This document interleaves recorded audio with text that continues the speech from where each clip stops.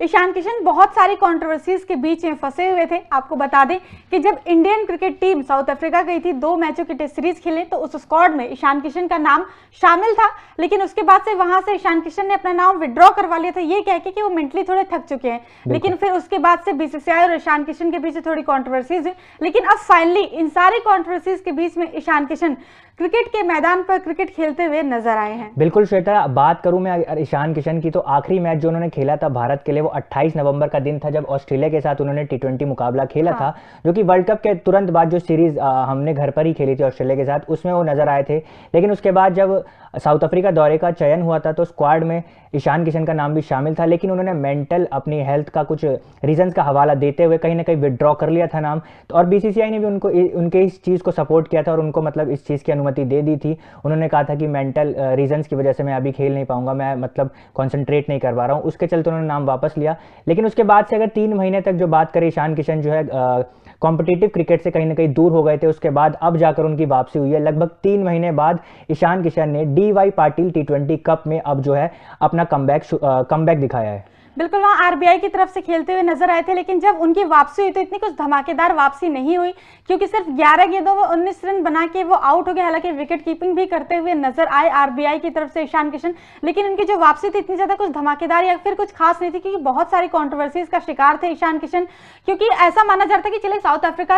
Africa test series आप नहीं खेले, लेकिन उसके बाद भी बहुत सारी सीरीज इंडिया ने खेली, लेकिन वहां पे ईशान किशन नजर नहीं आए। हालांकि इसके जब इंग्लैंड के लिए भी टेस्ट स्क्वाड का जब ऐलान किया गया, वहां पे हमने देखा कि KL राहुल विकेट कीपिंग नहीं कर रहे थे, KS भरत का नाम था वहां पे। ऐसा माना जाता है कि जो दूसरा विकेट कीपिंग का ऑप्शन होगा, क्योंकि ऋषभ पंत अभी अवेलेबल नहीं, तो ईशान किशन का नाम होगा। हाँ, लेकिन वहां पे ईशान किशन को नहीं चूज करके बीसीसीआई ने ध्रुव जुरेल को चूज किया। ये थोड़ा सा और शॉकिंग था कि भाई आपके पास विकेट कीपर बैट्समैन अवेलेबल है, फिर आप किसी नए विकेट कीपर बैट्समैन का डेब्यू करवा रहे हो, तो ये सारी बहुत सारी कॉन्ट्रोवर्सीज थी। फिर वो हार्दिक पांड्या के साथ मतलब प्रैक्टिस करते हुए नजर आए, तो ऐसा माना गया कि वो नहीं खेलना चाहते, रणजी ट्रॉफी नहीं खेलना चाहते, इंटरनेशनल क्रिकेट नहीं खेलना चाहते, फिर सिर्फ वो IPL खेलना चाहते। बहुत सारी कॉन्ट्रोवर्सीज में फंसते हुए नजर आए ईशान किशन। श्वेता, जैसे कि आपने बोला कि मतलब वो काफी शॉकिंग था, उनकी जगह ध्रुव जुरेल को मौका दिया गया, लेकिन कहीं ना कहीं राहुल द्रविड़ ने भी प्रेस कॉन्फ्रेंस में ये बताया था कि अगर ईशान किशन को वापसी करनी है तो हमने उनसे बात की है, उनको जो है डोमेस्टिक क्रिकेट खेलना पड़ेगा, लिस्ट क्रिकेट खेलना पड़ेगा कहीं ना कहीं, अगर आपको टीम इंडिया में जगह बनानी है तो। उसके बाद से ये सिलसिला और आगे बढ़ता गया।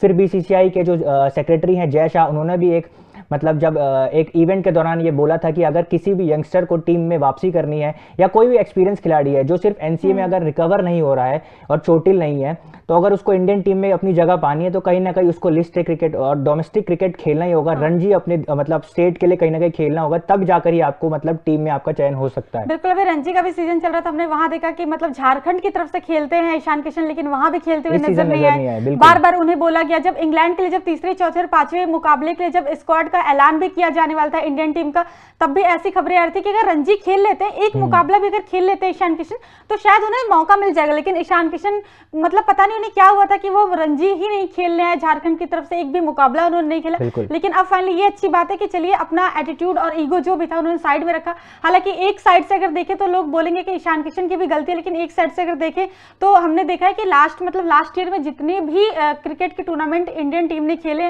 लगभग सबके स्क्वाड के, चाहे टेस्ट हो, चाहे T20 हो, चाहे ODI हो, सारे ही स्क्वाड का हिस्सा रहे हैं ईशान किशन। और ऐसा नहीं कि जब उन्हें मौका मिला है तो उन्होंने परफॉर्म नहीं किया, उन्होंने परफॉर्म किया। हालांकि भी जो 5 मैचों की T20 सीरीज ऑस्ट्रेलिया के साथ खेली गई थी जस्ट वर्ल्ड कप के बाद, उसे विराट कोहली, रोहित शर्मा, शुभमन गिल सारे खिलाड़ी नहीं खेलते हुए नजर आए थे। ईशान किशन उसका भी पार्ट थे, और लगातार 2 मैचों में शायद उन्होंने 50 लगाई थी, अच्छा स्कोर किया था। लेकिन तीसरे मुकाबले जब वो डक का शिकार हुए, फिर उनको 2